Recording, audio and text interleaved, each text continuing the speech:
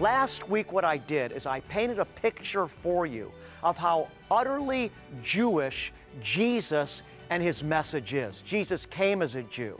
He lived as a Jew. When he was born, right, the wise men said, "Where is he that was born, King of the Jews?" When he was crucified, there was a sign above his head that read, "Jesus of Nazareth, King of the Jews." His last meal on earth with his disciples was a Passover meal. Beloved, he sits in heaven today as the Lion from the tribe of Judah, and he's coming back, listen now, as the offspring of David. And the heaven that you're going to has a capital city called New Jerusalem, whose gates are inscribed with the 12 tribes of Israel. Now, I don't have time to review all this today because I covered that thoroughly on last week's message. But let me simply say this. If you did not get last week's message, listen, I don't often say this, you need to get last week's message. You can go online, go to our website and find it there. You can order it on DVD or CD. I'm telling you, get the message. I promise you it will be worth your time and worth your effort to get it.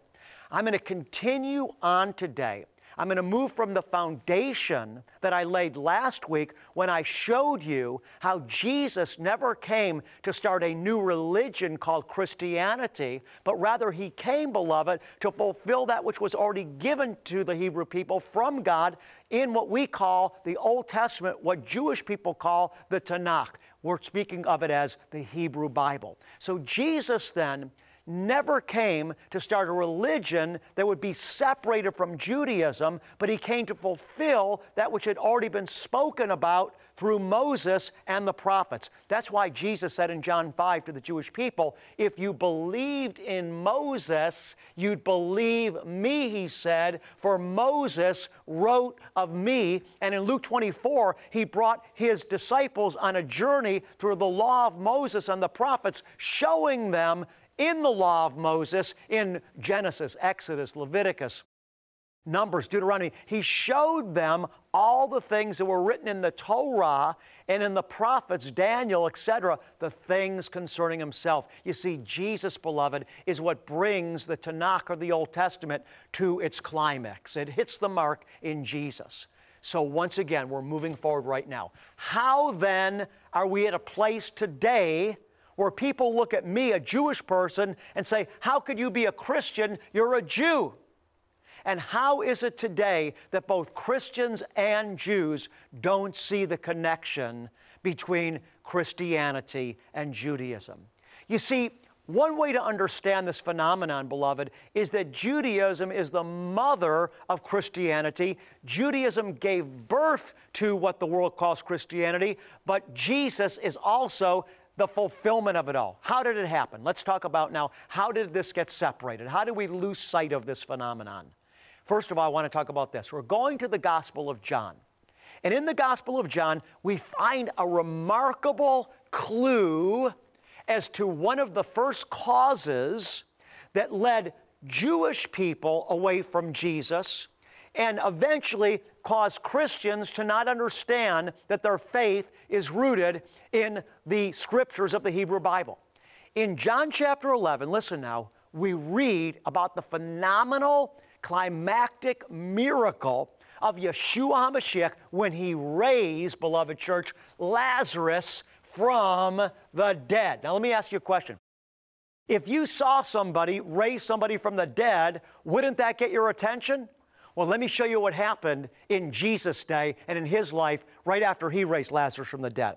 I'm going now to the Gospel of John, chapter 11. I'm going to read verses number 47, 48, and then 53. Hear the word of God. Therefore, the chief priests and the Pharisees convened a council and were saying, what are we doing? For if this man continues performing many signs, if we let him go on like this, all men will believe in him, and the Romans will come and take away both our place and our nation. Let me read it again because I want these words to really sink in. Jesus just got done raising Lazarus from the dead. Incredible miracle. You'd think everybody would be excited, but listen, the Pharisees and the chief priest were not excited, but rather they were fearful and intimidated and jealous. So how did they react? Listen again. What are we doing? This man is performing many signs.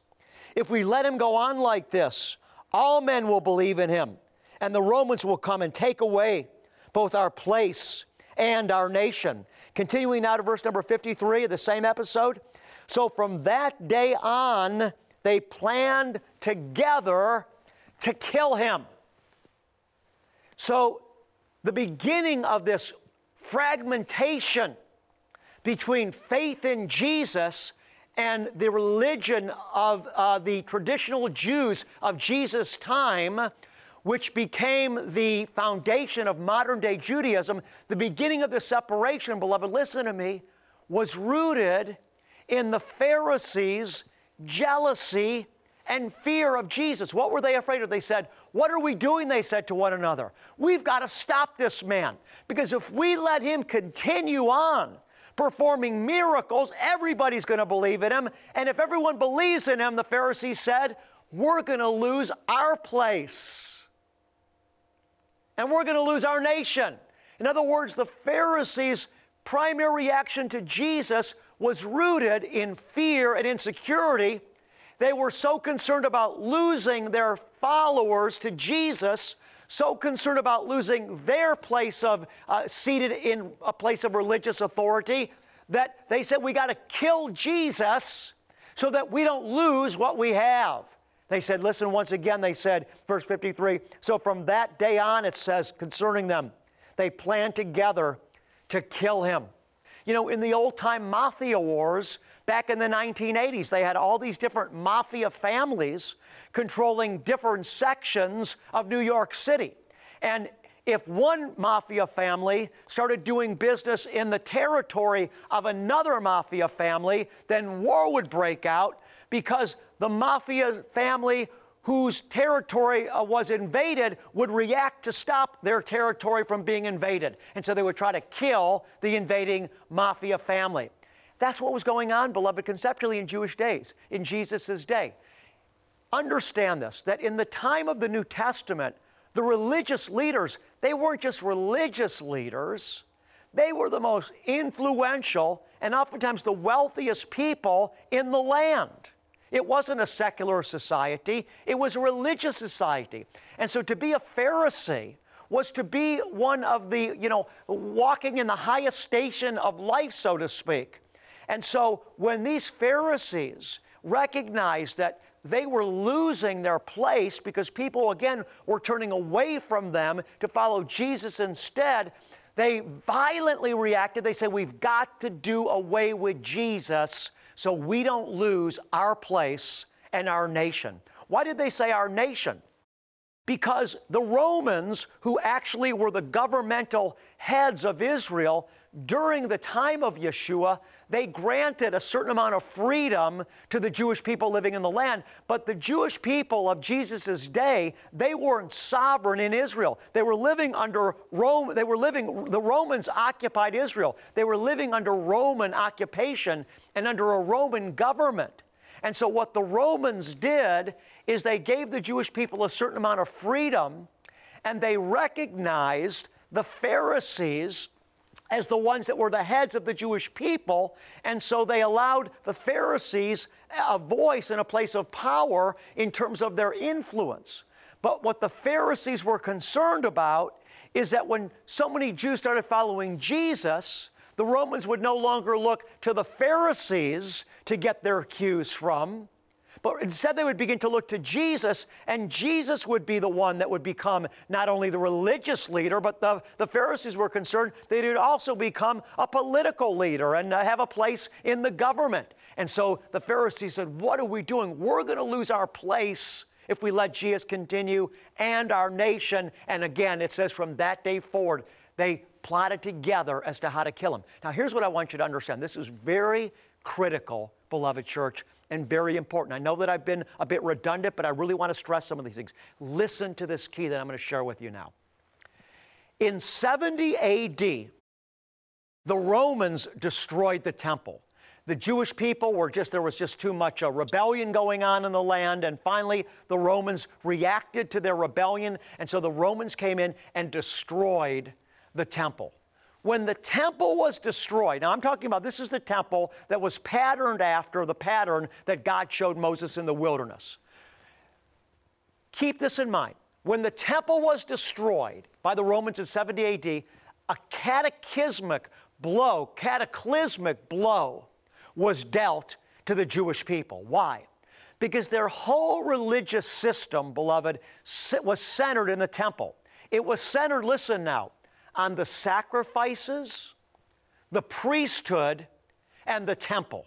In other words, you think about how were the Jewish people instructed to worship God? It was through a sacrificial system. For example, the highest holy day of the Jewish year, Yom Kippur, the Day of Atonement. What was the center of Yom Kippur, the Day of Atonement? What? It was the blood of a bull and the blood of a goat that was offered for their sins in the Holy of Holies. And all year long, sacrifices were going on. Burnt offerings, peace offerings, free will offerings. It was a sacrificial way of approaching God through the sacrifices of the animals. And those that administered these sacrifices were the priests, the priesthood, the Levitical priesthood. So when the temple was destroyed, sacrifices could no longer be offered because sacrifices could be only offered in the temple.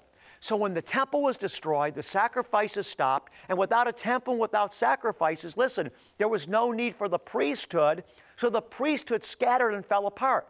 So the three primary pillars of the religion of the Jewish people at this time were the temple, the sacrifices, and the priesthood, and when the temple was destroyed, all those pillars fell. So what happened was, because Judaism could no longer be practiced the way it had been practiced for hundreds and hundreds and hundreds and hundreds and hundreds of years according to the Torah, because it could no longer be practiced that way without the sacrifice, the temple, and the priesthood, the leading Jews got together in 90 AD, okay, 20 years after the temple was destroyed, in a place called Yavna.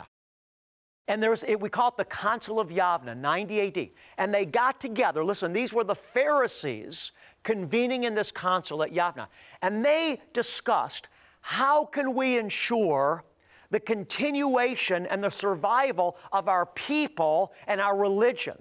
And what they had to do, get it now, church, was they had to reinvent Judaism. And so they said, for example, you know what? Even though we can't offer sacrifices anymore, they said, sacrifices aren't really important because God is not looking for sacrifices. He's looking for a broken heart, they said, and a contrite spirit.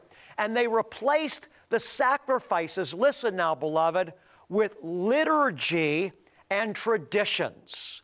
And so again, sacrifices could no longer be offered. So the Jewish leaders had to replace that which would hold Judaism together, and they did it, beloved, through liturgy and through other traditions.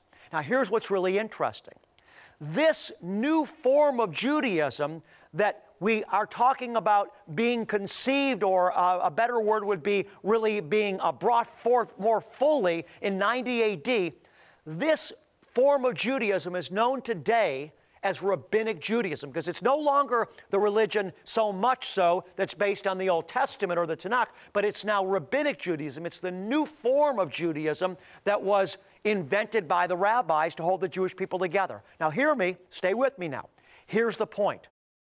Who were these Pharisees that got together in Yavna, at Yavna in 90 AD that reinvented Judaism? Who were these Pharisees? Listen to me. They were, in some cases, the same Pharisees that wanted to put Jesus to death in John chapter 11, and their sons. So this reinvention of Judaism in 90 AD actually came from the heart of those that wanted to kill Jesus. So within Judaism, from every generation onward, this anti-Jesus mindset has been passed on to every generation by osmosis. In other words, listen, being Jewish, we are raised in an environment that we're just taught that we shouldn't believe in Jesus.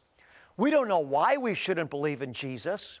We don't question why we shouldn't believe in Jesus. We never read the scriptures to see whether we should believe in Jesus or not. We just pick up in our home that we shouldn't believe in Jesus. And so mindlessly going forward, that's what we do as Jewish people. We just don't believe in Jesus. Why? Because I'm a Jew. Without realizing that one of the reasons that we're rejecting Jesus goes all the way back to these Pharisees that wanted to kill him, not because they examined the scriptures and thought that he was false, but rather because he made them insecure because they were losing their place of influence to him. Are you hearing what I'm saying, church? That today, Jewish people reject Jesus without understanding that part of the reason that they're rejecting him goes all the way back almost 2,000 years to these Pharisees that rejected him, not because they truly thought he was a false prophet, but rather because they were afraid of losing their place to Jesus because they became jealous of him and as a result sought to eliminate him. And so I want to challenge you today, if you're a Jewish person, to think about this for a second. Now, if this was the only thing I had to share, it wouldn't be enough. But in the weeks ahead, I'm going to share with you many other reasons that Jewish people look at Christianity as something that is un-Jewish. And I don't even like to use the word Christianity because Jesus never used the word Christianity. In fact, the New Testament never uses the word Christianity. Now, don't misunderstand. I believe in Christianity, but Christianity is just a term that the church fathers created to define the belief system that those that believe in Jesus follow, and that's fine. But I'm just getting back to the Bible basics. I'm bringing you back before that. And what I'm simply saying is that Jesus never came to start a new religion with a different name, but he came, according to John 4:22, to fulfill Judaism. He said to the woman of Samaria, he said, woman, he said, she wasn't practicing Judaism. He said to the woman, woman, you don't know what you're worshiping, he said.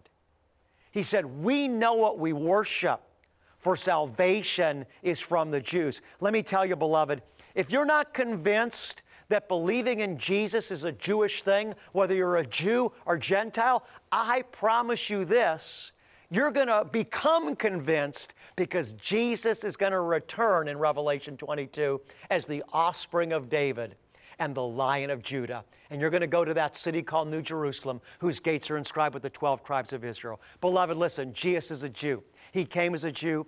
He lived as a Jew. He died as a Jew. He sits in heaven right now, clothed in Jewish clothes. And what the Father wants to do is help Jewish people understand that believing in Jesus is not an un-Jewish thing. And he wants the church to appreciate the Jewish roots of her heritage.